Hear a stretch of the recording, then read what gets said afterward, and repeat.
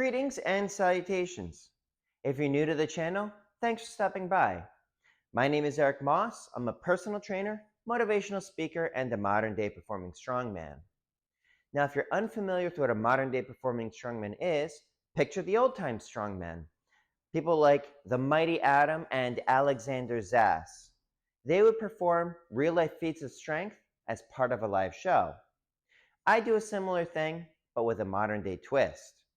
Some of the feats of strength I've performed in front of a live audience include things like bending steel bars, breaking chains with my chest, twisting horseshoes, rolling up frying pans, driving nails through wooden boards by hand, and even holding back a high-performance motorcycle while taking off at full throttle.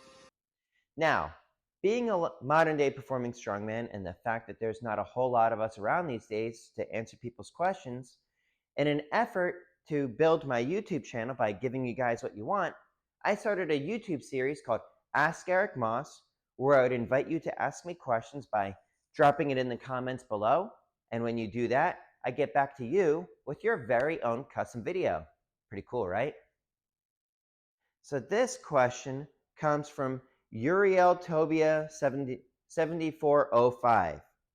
And they said, "Hello, Eric. Just for future reference, it's with a C. No K's are in my name. What is the proper technique for bending nails and how to drive them into wooden boards?" Thank you for asking that. Now, before we go into technique, one of the most important things to understand is the mindset that's involved. So the first thing to understand is that you already have the power to lift a car off of a human. You just have to get past all of those regulating mechanisms that tell you that you're not strong enough and that sort of thing. So with that mindset involved, you have to think about what it is that enables people to do that.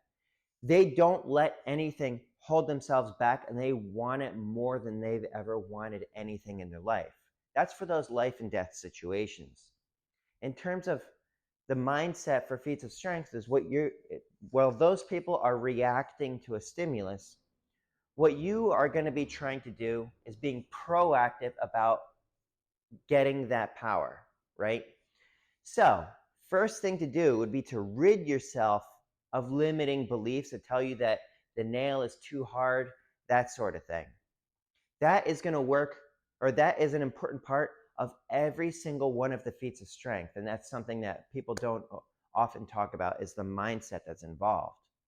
So, as far as technique, as was explained to me by my coach, Hercules Chris Ryder, is putting the thing in a position where there's one of three outcomes. It breaks, you break, or you quit. Now, hopefully you don't break, right? And one of the disclaimers that I want to say is like nothing can replace proper coaching. And even as far as like me demonstrating the best that I can, it's going to be different than having someone that actually knows what they're doing, watching you doing it and making corrections both for safety and effectiveness. And the one that I recommend to do this is the one that taught me, and that is Hercules Chris Ryder. So if you want to actually do it the right way, get him as a coach. He's the best in the game at this stuff. Now, I'll try to demonstrate from what he taught me in the way that I can remember. Because he also taught me, I don't know, like 8 years ago, 9 years ago, something like that. And I've been doing it ever since, and I oftentimes don't even think about it. So, as far as the technique, 60 penny nail. Now, what you do is with suede, you need the suede for protection, right? You don't want that point going through your hand or anything like that. You wrap it up nice and tight so that you can get a nice, good grip on it, including the head.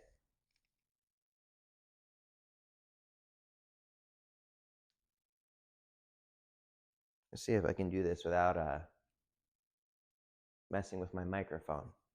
Okay, so think of like a 3-point bend test.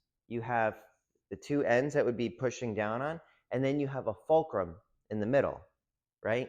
Instead of a fulcrum in the middle, what you're going to be using are these two fingers. These two fingers are going to be the fulcrum. And then you're going to set your mind on what you're doing. One of the things with my show is you'll notice that like when I bend to nails, I do it the same way every single time. That is 2 forward, 1 up, 1 forward, and then boom. Part of that is to set my mind at ease as to what it is that we're doing, because if, like you do X, Y is the result. Y would be bending the nail. So, as far as the technique, when this is like this, you're going to be going up like that with both hands at the same time that you are driving inwards. Now, there's 2 fingers that are going to be holding onto the wrap, 2 on the nail, and then mind, body, and spirit acting as one, driving in and up. That's probably the best way that I can explain it. And it's difficult when I'm not there to watch you. And even then, as far as like coaching the feats of strength, I'm not that great at coaching it. I've tried to teach a number of people to bend to 60, and watching Chris teach someone versus watching me teach someone, completely different ball game. But 2 forward, 1 up, or I guess that's 2 up, 1 forward, and then mind, body, spirit acting as one, driving in and up.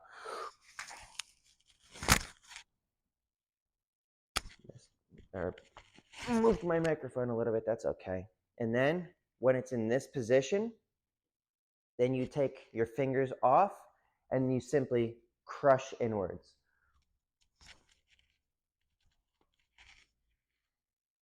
And that is how a 60-penny nail is done. Or for the double overhand bend, that is. Now, as far as driving the nail through the wooden board. So, with this particular feat, the nail has to go in straight, right? If it's crooked a little bit, it's probably not going to make it all the way through the board. That's really the technique. Now, as for how you hold it in the wrap, the way I like to do it is I have my shop rag, and I put this in the approximate middle, like that. And then I grip it nice and tight, so it's like crushed in on both sides, right? It goes in straight, or at least as the best that I can. It doesn't always go in straight, and that's usually the times when it doesn't go all the way through. It's because there was just a little bit of an angle, which makes it way harder to get the nail through the board. So I don't have a board here, but that's okay because I can bring up a video and you can see what it is that I'm talking about. But what I'll do is I'll put the nail against the board so I can see whether or not it looks like it's going to be straight. And then I do a couple of these, right?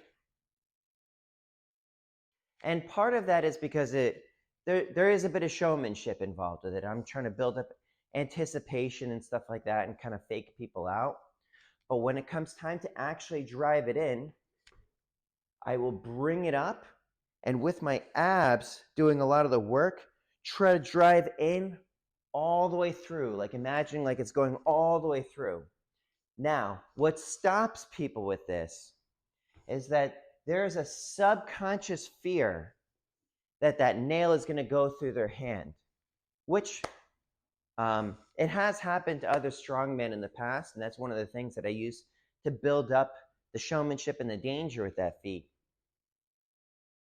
But as long as if you put the nail in the right way, as in like the head is in the wraps and then the point is out, you should be okay. I know that the mighty Atom has had it go through his hand. Was it the mighty Atom? Yeah, it was the mighty Atom because he was distracted with some political thing at the time. And Dennis Rogers had also put the nail through his hand. It was like, for some reason it bounced and then went back in. I don't really know exactly how that happened. I had bought Dennis's DVD where he was talking about that, and he said not to watch the part in the hospital, and me being me, I didn't listen, and I was like, oof. So when people are doing this, it's that subconscious fear that it's going to go through their hand.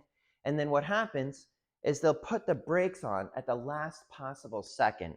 And when you put that brakes on, if you go into it with any kind of doubt in your head, it's not going to go all the way through.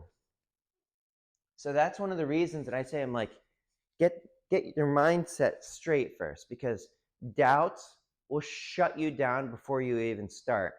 And that's actually one of the reasons that I include a motivational speech with my show, is because those doubts, those limiting beliefs, it doesn't just apply to feats of strength.